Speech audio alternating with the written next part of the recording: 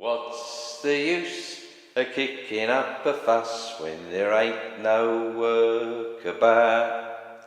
All you can do is lie in bed till the school kids all come out. If you ain't got a job, you can't get the sack. That's an argument that's sensible and sound. So lay your head upon the pillow and read your Daily Mirror and wait till the work comes round. Well, you couldn't become an apprentice at 14. You couldn't become an apprentice till you were 16. And now I come here, it releases my stress. I got myself in the wrong crowd. I like strawberry. But I used to really look forward to going to work. They've changed me, the people that come here changed me. Sometimes mums are a little bit mad. Let me show you what my life like. Let me show you what my life like. Let me show you what my life like.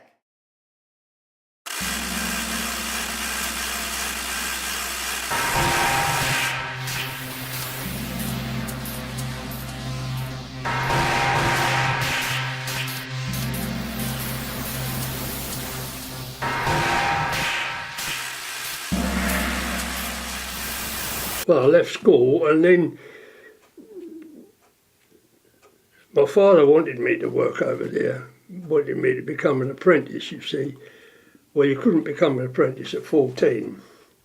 You couldn't become an apprentice till you were 16. You sort of went in as a messenger boy. Probably I'd done about 6 months of that. And then you become what they call a shop lad. And I worked on the production machines.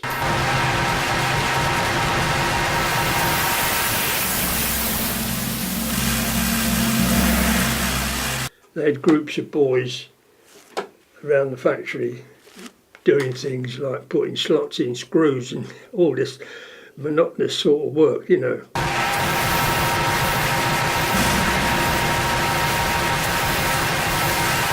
I was making, on presses, doing the magazines for the Bren gun. And the springs what went inside. I used to have to put the spring under a press. That was driven from a belt feed, You push the pedal, turn the spring over and you make the spring about that long. And then it went through another process where it was shortened. And then that was a spring inside the magazine, which, when you put the bullets in, it kept the bullets coming out as they was fired, The first thing we did was we were taught how to create 3 square sides using hand tools and only hand tools. Squares, obviously a vice to hold the cube, the block of metal in. We were given a piece of raw steel, we used to call it black bar. That's what it was called, black bar. Had this thick skin on it, so it was literally straight through a rolling mill somewhere and then left to oxidise. That's how it's got that, and you have to get through that. It was hard physical work, painstakingly boring, monotonous, and then you got all these big machines sat next to you that you can, because other people, some people finish quicker than others, and suddenly what you're taking a few days or a day to achieve, one swipe of the milling machine and it's done.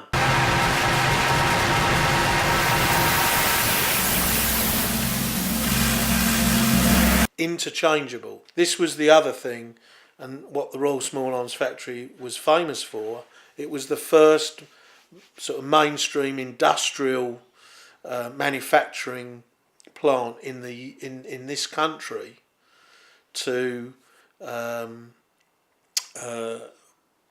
operate a sustained interchangeability program. So it was mass producing parts that were interchangeable. I wanted to get this right. I really was I wanted to get it right and learn exactly what I was doing, why I was doing it, and how I was doing it, and the best way to do it. And you do tend to you learn a bit about yourself when you do that. You know, I'm not a perfectionist, but I like things to be perfect if they can be. But I used to really look forward to going to work. I really used to look forward, and I still do, but in a different kind of way. And perhaps part of that is because it was new.